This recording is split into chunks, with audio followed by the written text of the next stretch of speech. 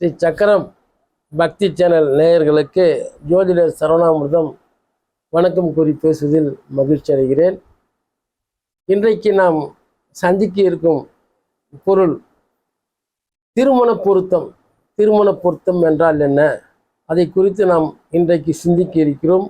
யாவரின் ஆசையோடும் இதில் பல குருமார்கள் எத்தனையோ தகவல் தந்திருப்பார்கள், அதில் நானும் ஒருவன். அனைத்து குருமார்களையும் வணங்கி இந்த செய்தியை நான் கூறுவதில் மகிழ்ச்சி அடைகிறேன். திருமண பொருத்தம் என்பது 10 பொருத்தம். அதற்கு முன்னால் முன்னுரையாக ஒரு செய்தியை சொல்லுகிறேன். ஒரு வயலில் ஒரு விவசாயி என்ன செய்வார், நிலத்தில் சின்ன ஒரு பாத்தி மாதிரி கட்டி அங்கே நெல்லை தூவி விட்டு வளர விடுவார். ஒரு குறிப்பிட்ட காலம் வந்த பிறகு அந்த நெற்பயிர் வளர்ந்திருக்குமே, அது நாற்றங்கால். அந்த நாற்றங்காலிலிருந்து அந்த நெற்பயிர்களை பிடுங்கி பெரிய வயலில் நடுவார்கள். இது ஆயிரங்காலத்து பயிர் என்று தம்பதிகளையும் அப்படித்தான் குறிப்பிடுகிறார்கள் ஆண்டோர்கள்.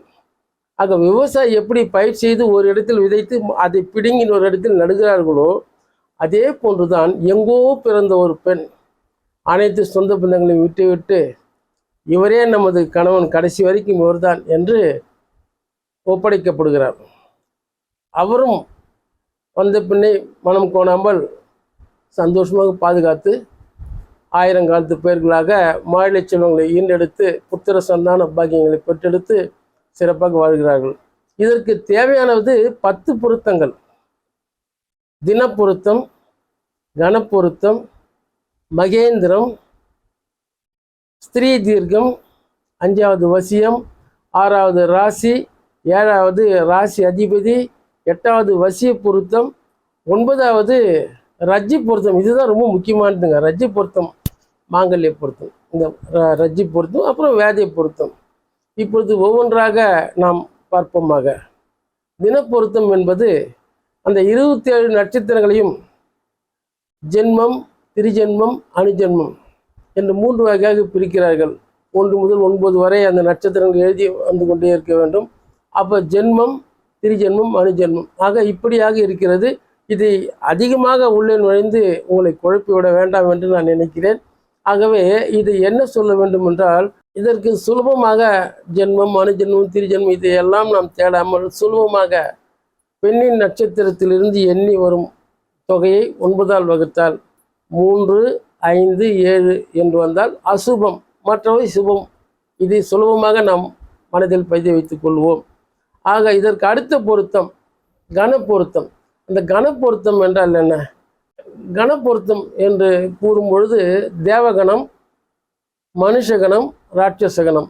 தேவகணம் என்ற ஒரு பெண்ணோ அவனோ எப்படி இருப்பார் என்றால், ஒரு சுப்பீரியாரிட்டி காம்ப்ளெக்ஸ், எல்லாவற்றிலும் உயர்ந்த எண்ணங்களும் மேலும் எண்ணங்களும் தான் என்ற ஒரு உயர்ந்த, சொல்லப்போனால் கௌரவம் என்று கூட சொல்லலாம், அந்த மாதிரி ஒரு உயர்ந்த எண்ணங்களோடு இப்போது தேவகணத்தை சார்ந்த ஆண் பெண். ஆக அதற்கு அடுத்தபடியாக வருகின்றவர்கள் மனுஷகணம். மனுஷகணத்தில் பிறந்த ஒரு ஆணோ ஒரு பெண்ணோ எப்படி இருப்பார் என்றால், எல்லா மக்களோடும் ஒட்டி உறவாடி நன்கு ஒரு கருத்து ஒருமித்து எல்லோரையும் ஈஸியாக ரொம்ப சுலபமாக கவர்ந்து விடக்கூடிய குணம் கொண்டவர்கள் மனுஷகணத்தார்கள். அந்த மனுஷகணம் கொண்ட மணமக்கள் இப்படி இருப்பார்கள். அதன் பிறகு ராட்சசகணம். ராட்சசகணம் என்று சொல்லக்கூடிய அந்த ஆண் பெண் எப்படி இருப்பார்கள் என்றால், எதற்கெடுத்தாலும் கோபப்படுவராகவும் தொட்டாசினிங்கை போன்று சிறிது சிறிதாக கோபத்தை வளர்த்து கொண்டு பெரிதாக வைத்து கொண்டிருப்பார்கள் ராட்சசகணம்.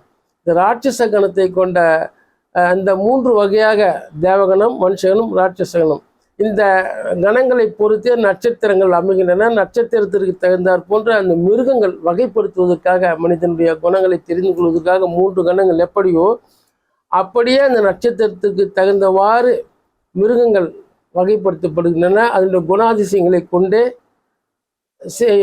மணமக்களை சேர்க்க வேண்டும். தேவகணம், தேவகணம் பையன், தேவகணம் பெண் என்றால் சேர்க்கலாம். மனுஷகணம் பெண், மனுஷகணம் பெண் என்றால் சேர்க்கலாம்.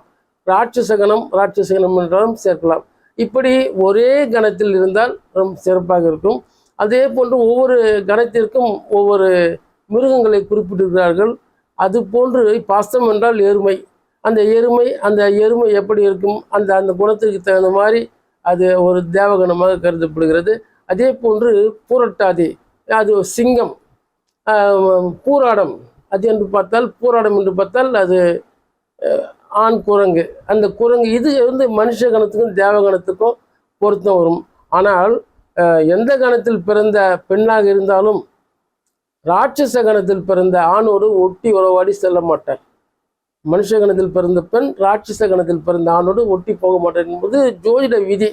ஆகவே இந்த கணங்களை வைத்தே நாம் இனங்களை பிரித்து மணமக்களை தேர்வு செய்ய வேண்டும். மூன்றாவதாக மகேந்திரம் என்று சொல்லும் பொழுது சந்தான புத்திர பாக்கியங்களை குறிப்பது. ஆக சந்தான புஷ்பங்கள், குழந்தை பாக்கியம் எப்படி இருக்கும், இந்த ஆணுக்கும் அந்த பெண்ணுக்கும் இணைத்தால் குழந்தை பாக்கியம் எப்படி இருக்கும் என்று அறியும் பொருட்டே மகேந்திரம் என்று ஒரு மூன்றாவது பொருத்தமாக கருதப்படுகிறது. எந்த ஒரு ஜாதகத்திலும் சுக்கிரனும் குருவும் கெடக்கூடாது. அப்படி இருந்தால்தான் புத்திர சந்தான பாக்கியம் சிறப்பாக இருக்கும். இன்னும் அந்த கட்டங்களில் பல வகையான சூட்சமங்கள் நெருங்கி நம்ம தொடர்ந்து நம்ம சிந்தித்து ஆலோசிக்க வேண்டும். ஆகவே இப்பொழுது மகேந்திர பொருத்தத்தை மட்டும் நாம் பேசுவோமாக. அந்த மகேந்திர பொருத்தம் இந்த புத்திர சந்தான பாக்கியம். இது நான்காவது பார்த்தீர்கள் என்றால் ஸ்திரீ தீர்க்கம். இந்த மணமகனும் இந்த மணமகளும் ஒருங்கிணைந்து இருக்கும் பொழுது அந்த ஸ்திரீ தீர்க்கம், அந்த இரண்டு ஆத்மாக்கள் சங்கமிக்கின்ற அந்த காலகட்டம், ஆயுள் பலம் எப்படி இருக்கிறது, அதுதான் இந்த கணப்பொருத்தம். எல்லா பொருத்தும் நம்ம பார்க்குறோம். அந்த ஸ்திரீ தீர்க்கம் சிறப்பாக இருக்க வேண்டும். ஆக இதெல்லாம் நாம் தெரிந்து கொண்ட பிறகு கூட அடுத்த பொருத்தமாக வரக்கூடியது யோனி பொருத்தம். ஆணுக்கும் பெண்ணுக்கும் அந்த நட்சத்திரங்களுக்கு குறிப்பிட்டபடி எப்படி இருக்கின்றன, ஆண் மிருகம் ஆண் மிருகமாக இருக்க வேண்டும், பெண் மிருகம் பெண் மிருகமாக இருக்க வேண்டும். அதுதான் யோனி பொருத்தம் என்று கூறுவார்கள். அது இல்லற சந்தோஷத்தையும் குறிக்கக்கூடிய ஒரு இடமாக இருக்கிறது. ஐந்தாவது பொருத்தம் யோனி பொருத்தம். இதற்கு மிருகங்கள் பகையாக வரக்கூடாது. இப்போ மாடு இருக்குது, ஒரு பொண்ணுக்கு நட்சத்திரத்துக்கு மாடு என்று வைத்துக்கொள்ளும். சதயம் நட்சத்திரத்துக்கு குதிரை வரும். அந்த குதிரையை ஒரு சிங்கம் பூரட்டாதியை எடுத்து சேர்க்க முடியுமா? வராது, பொருத்தமே வராது. அதனால் அந்த அந்த பொருத்தங்கள் நம்ம சிறப்பாக பார்க்க வேண்டும் என்றால் நட்சத்திரங்களை பார்க்க வேண்டும். அதற்கு தான் ஒவ்வொரு நட்சத்திரத்துக்கும் ஒரு மிருகங்களை குறிப்பிட்டிருக்கிறார்கள். மிருகங்கள் பகையாக வந்தால் பொருத்தம் அமையாது. ஆக பொருத்தங்களை 3 வகைக்கு பிரிக்கலாம். உத்தமம், மத்தியமம், அதமம். உத்தமம் என்றால் இருவருக்கும் எல்லாமே 8 பொருத்தம் 1 பொருத்தம் சிறப்பாக இருக்கும், அது உத்தமம். ஆக மத்தியமம் என்றால் அதில் யோனி பொருத்தம் வராது. மிருகங்கள் பகையாக இருந்தால் யோனி பொருத்தம் வராது. ஆக இரண்டாவது பொருத்தமாக கணப்பொருத்தம் வராது. கணப்பொருத்தம் என்பது ஏற்கனவே நம்ம குறிப்பிட்டு இருக்கிறோம். தேவகணம், மனுஷகணம், ராட்சசகணம். இந்த கணப்பொருத்தம் வராவிட்டால் கூட மத்தியமம் என்று தான் வரும். யோனி பொருத்தம் வராவிட்டால் கூட மத்தியமம் தான் வரும். ஆக இது திருமணம் செய்யலாமா என்று கேட்டால் செய்யலாம், மத்தியமம். ஆக மற்ற 12 கட்டங்களில் 9 கிரகங்கள் என்ன சொல்லுகிறது என்பதை அறிந்து நம்ம அதுவாறு செய்யலாம். ஆக அதன் பிறகு பார்த்தீர்கள்னா ராசி என்றால் என்ன? பெண் ராசி மான் ராசியும் அந்த ராசி என்பது கட்டத்தில் சந்திரன் எங்கே இருக்கிறாரோ அதுதான் ராசியாக கருதப்படுகிறது. அந்த அந்த அந்த ராசி கட்டமும் ஆணோட ராசியும் பெண்ணோட ராசியும் சரியாக அமைய வேண்டும். ஆணோட ராசியிலிருந்து எண்ணி வரும்போது பெண்ணோட ராசி 8ஆவதாக வந்தால் சஷ்டாஷ்டகம் என்று சொல்லுவார்கள். இது எல்லாருக்கும் தெரியும். இது அறிந்தவர்கள் கடந்து செல்லலாம். ஆக அறியாத ஒரு சிலருக்காகவும் திருமண பொருத்தங்களை குறித்து இது விவரிக்கும் பொழுது இதை கண்டிப்பாக சொல்லத்தான் வேண்டும். சஷ்டாஷ்டகம் பெண்ணோட ராசியிலிருந்து எண்ணி வரும்போது ஆண் ராசிக்கு 8ஆவது வரும், ஆண் ராசியிலிருந்து எண்ணி வரும்போது பெண்ணோட ராசி 6ஆவது வரும். ஆக இதில் சஷ்டாஷ்டக தோஷம் இருந்தால் அது இணைக்கக்கூடாது. நட்சத்திர பொருத்தங்கள் நன்றாக வரும். ஆனாலும் கூட சஷ்டாஷ்டகம் என்று வந்துவிட்டால், கண்டுபிடித்து விட்டால் அதோடு இணைக்கக்கூடாது. இணைத்தால் என்ன ஆகும்? கணவன் மனைவிக்குள் அந்த தம்பதிகளுக்குள் ஒற்றுமை குறைவாகும். ஒற்றுமை குறைந்தால் என்ன ஆகும்? சண்டை சச்சரவு, எப்பொழுதுமே சண்டை சச்சரவு, வாழ்க்கை இல்லாத வாழ்க்கையாக மாறிவிடும். ஆகவே அந்த சஷ்டாஷ்டகம் வராமல் இருப்பது நல்லது. இன்னும் ஒரு சில ஜோதிடர்கள் கூட அனுகூல சஷ்டாஷ்டகம் இது செய்யலாம் அப்படின்னு சொல்லுவாங்க. அது ஒரு சில ஜோதிடர்கள் ஒத்துக்கொள்ளவே மாட்டார்கள். சார், ஒரு ரோட்டில் பாம்பு போகுது, பாம்புன்னு கத்துனா படையே நடுங்குது, இதில் யாராவது ஒருத்தன் தைரியசாலிப்பா இது வந்து தண்ணி பாம்பா நல்ல பாம்பா யார் ஆராய்ச்சி பண்ண முடியும்? பாம்பு என்றால் படைய சஸ்ட்ரக்ஷன் வானா விடுங்க சார், அனுகூலமாவது அனுகூலம் இல்லாதாவது அப்படின்னு ஒரு சில ஜோதிடர் புறம் தள்ளி விடுவார்கள். ஆனாலும் எந்த காரணத்தை கொண்டும் ஆயிரங்காலத்து பயிரை நாம் நசுக்கி விடக்கூடாது என்பதை நாம் அறிந்து கொண்டு அதன் பிரகாரம் கட்டங்கள் எப்படி இருக்கின்றன, என்ன சொல்லுகின்றன என்பதையும் அறிந்து நாம் செயல்பட்டு ஆயிரங்காலத்து பயிர்களை மேலோங்கி வளர வைக்க வேண்டும். ராசி பிறகு ராசி பொருத்தமான பிறகு 7வது பொருத்தமாக ராசி அதிபதி வருவார். அந்த ராசி அதிபதி பெண்ணோட ராசிக்கும் ஆணோட ராசிக்கும் எப்படி இருக்கும் என்றதை கணித்து அந்த ஜோதிட வல்லுநர்கள் ஜோதிட குருமார்களிடம் சென்று நீங்கள் ஆலோசனை செய்து தெளிவு பெற வேண்டுமாய் கேட்டுக்கொள்கிறேன். அதன் பிறகு வசிய பொருத்தம். வசிய பொருத்தம் என்றால் என்ன? வசியம் என்றால் இவர் என்ன நினைக்கிறாரோ, நீங்கள் நம்ம வீட்டுக்கு போனால் இது சொல்லணும், இல்லை நம்ம வீட்டுக்காரங்க வீட்டிலேருந்து வரும்போது இது சொல்லலாம் அப்படின்னு நினைக்கும்போது அவர் வீட்டுக்கு வருவாரான். என்னங்க இது, நானே காலைல சொல்லலான்னு பார்த்தேன், நீங்கள் வாங்கி வந்துட்டீங்களா? அப்புறம் இவர் சாப்பிட உட்காருவார். அந்த அம்மா ஏதோ ஒரு சமையல் பண்ணிப்பாங்க, நான் நேற்றே நினச்சேன் இது சொல்லலான்னு நினச்சிருந்தேன். அதாவது அது மாதிரி இவர் என்ன நினைக்கிறாரோ அதைத்தான் வந்து அந்த பெண்மணி செய்வார். இதுதான் வசியம். கடலில் வந்து கடல் பொங்கி வரும்போது ஆக்ரோஷமாக அந்த அலைகள் சீறி எழும் பாருங்க, 4-5 தென்னை மரம் நிற்க வச்சு அந்த அளவுக்கு பனை அந்த அந்த கடல் அலைகள் ஆக்ரோஷம் வருமே, அது போன்று வசியம். ஒரு இரும்பு துண்டும் ஒரு கந்தகமும் மேக்னெட் ஒன்றா எப்படி எண்ணிது அந்த மாதிரி எண்ணம் இவர் நினைக்கிறார், அவர் செய்கிறார். அதுதான் வசிய பொருத்தம்.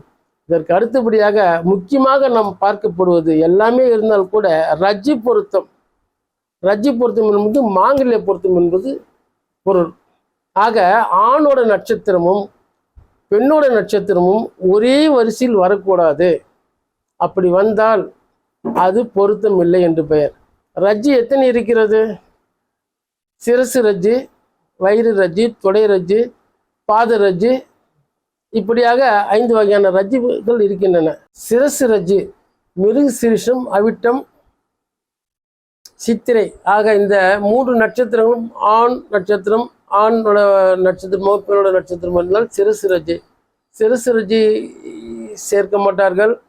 ஆக சிரசு ரஜ்ஜி என்றால் இருவரும் ஒருவருக்கு ஒரு அசம்பாவிதம் அப்படி என்று ஒரு பொருள். அதை நாம் இப்படி சொல்லக்கூடாது. அடுத்தது பார்த்தீங்கன்னா கண்டரஜ்ஜி. ரோகிணி, திருவாதிரை, அஸ்தம், சுவாதி, திருவோணம், சதயம், இது கண்டரஜ்ஜை. கண்டரஜ்ஜை என்றால் துன்பங்கள் நிறைந்து வரும், ஒற்றுமை குறைவாக இருக்கும், மன நிம்மதி இருக்காது. இதுவும் ஒரு ஒரு அசம்பாவிதமான ஒரு சொல் தான், அதை நாம் சொல்ல வேண்டாம். அதே போன்று வயிறு ரஜ்ஜி கார்த்திகை, புனர்பூசம், உத்திரம், விசாகம், உத்திராடம், பூரட்டாதி, இது வந்து வயிறு ரஜ்ஜி என்று குறிப்பிடுவார்கள். வயிறு ரஜ்ஜி என்றால் புத்திரஸ்தான பாக்கியம் குறைவாக இருக்கும், தொடர்ந்து நோய் வாய்ப்பட்டு இருக்கணும், ஒருவருக்கு ஒருவர் ஏதாவது அந்த இல்லற சுகம் அனுபவிக்க, ஏதாவது ஒருவருக்கு ஒருவர் ஆரோக்கியமாக இருந்தால் தானே, ஆரோக்கியம் குறைந்தால் எங்கிருந்து எது திருப்தியாக இருக்கும். ஆக வயிறு ரஜ்ஜி என்று பெயர். அடுத்து துடை ரஜ்ஜி. துடை ரஜ்ஜி வந்து பரணி, பூசம், பூரம், அனுஷம், பூரட்டாதி, பூராடம், உத்திரட்டாதி, இது வந்து துடை ரஜ்ஜி. துடை ரஜ்ஜி என்று வந்தால் கணவன் மனைவிக்குள்ள ஒற்றுமை இருக்காது.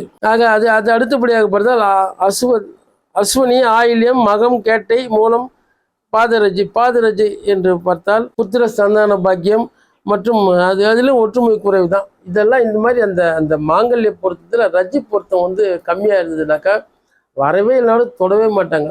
ஆக இந்த ரஜ்ஜி பொருத்தம். அடுத்ததாக வேதை என்பது போன்று இருவருடைய இருதயத்தையும், இந்த இருவருடைய ஆண் பெண்ணுடைய ஆத்மாக்கள் சங்கமிக்கும் பொழுது உண்டாகக்கூடிய ஹார்ட் பீட், அந்த இருதயத்தை பற்றி சொல்லக்கூடியது வேதை. அது சம்பந்தமாக ஒரு சில நட்சத்திரங்கள் அது வந்து ஒத்து வராது.